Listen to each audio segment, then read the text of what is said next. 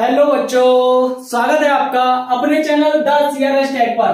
तो बच्चों लेकर आ चुके हैं हम आज की वीडियो में कक्षा 10 के लिए 11 मार्च का फुल पेपर। बच्चों मैं आपको बताऊंगा कि आपको सामाजिक विज्ञान में 70 में से 70 कैसे स्कोर करना है। बच्चों अक्सर हमारे साथ ऐसा होता है कि जो हम पढ़ के जाते हैं वो पेपर में आता ही नहीं है, क्योंकि क्वेश्चन याद होते ही नहीं है सामाजिक विज्ञान के कभी। तो मैं आपको बताऊंगा कि कैसे आपको सामाजिक की कॉपी लिखनी है जिससे कि आपको अच्छे नंबर मिलेंगे। बच्चों तो बने रहिए हमारे चैनल के साथ। तो चलिए बच्चों, सबसे पहले मैं इन मोस्ट इंपोर्टेंट क्वेश्चन की बात करता हूं। ये 10 प्रश्न हैं। इन 10 प्रश्नों में से आपके 4 से 5 प्रश्न जरूर फंसेंगे बच्चों कल के पेपर में। तो इन्हें जरूर याद करना है आज ही, क्योंकि इतना टाइम है नहीं हमारे पास। तो जल्दी जल्दी वीडियो स्टार्ट करते हैं और आपको ये भी बताते हैं कि कॉपी कैसे लेके आएंगे जब हमारे प्रश्न नहीं आए तो चलिए बच्चों, सबसे पहले देखो प्रश्न नंबर 1 है कि भारतीय अर्थव्यवस्था के 3 क्षेत्र कौन कौन से हैं। बच्चों भारतीय के अर्थव्यवस्था के 3 क्षेत्र आपको बताने हैं। ये मोस्ट इंपोर्टेंट क्वेश्चन है, कल के पेपर में देखने को मिलेगा। अब बात करते हैं प्रश्न नंबर 2, भारतीय अर्थव्यवस्था में किस क्षेत्र का अधिक योगदान है। ये भी मोस्ट इंपोर्टेंट क्वेश्चन है बच्चों, ये सभी के सभी।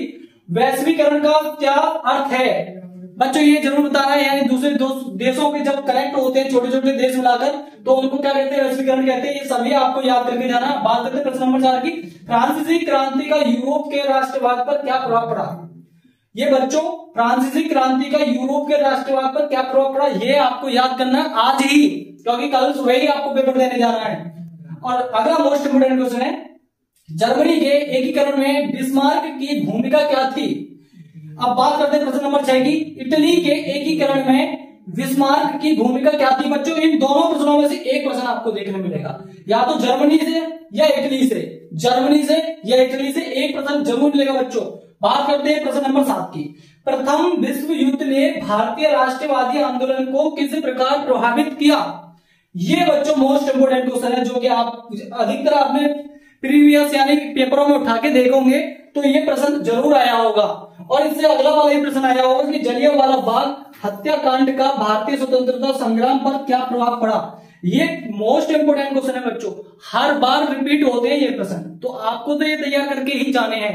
और बात करते हैं प्रश्न नंबर 9 की, असहयोग आंदोलन का मुख्य उद्देश्य और इसके मुख्य कारण क्या थे।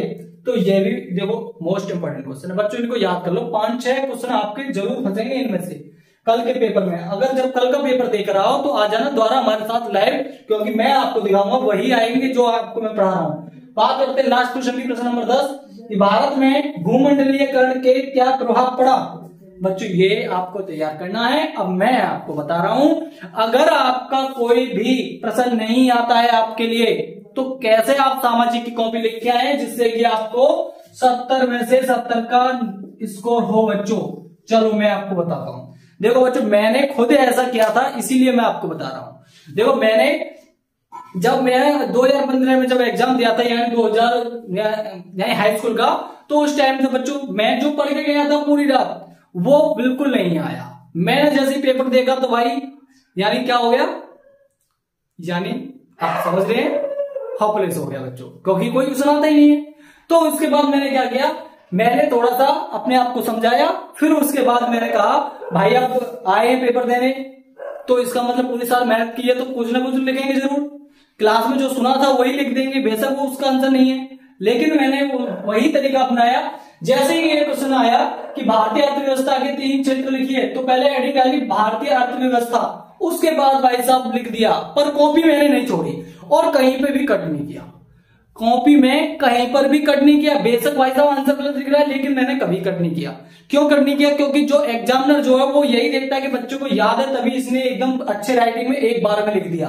और अगर कहीं पर काट पीट कर दिया आपने, तो वहां वो समझ जाएगा कि ये बच्चे को याद नहीं है, तो इसने थोड़ा ऐसी घुमा फिरा के लिखा है, इसलिए इसकी काट पीट हुई है। तो आपको क्या करना है, सबसे पहले आपको याद रखना है, कोई भी प्रश्न आपको छोड़ना नहीं है। हेडिंग डालकर प्रश्न में से ही छाप देना और पूरी कॉपी भर के आना, एक भी प्रश्न नहीं छोड़ना है बच्चों। मैंने ऐसा ही किया था। और देखो सबसे ज्यादा मेरा जो सब्जेक्ट है वो है मैथ, सबसे अच्छा।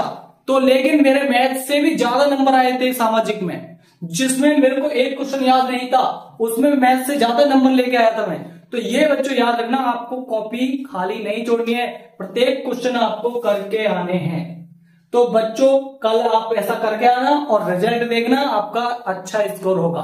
तो मैं उम्मीद करता हूं बच्चे सभी ऐसे ही करेंगे। अगर प्रश्न नहीं आते हैं आपके पढ़े हुए, कॉपी खाली छोड़ के नहीं आना है, तो मिलते हैं बच्चों आपको कल के पेपर के साथ, जिससे कि आपको लगेगा कि हाँ हमने जो पढ़ाया था वही आपको मिला है।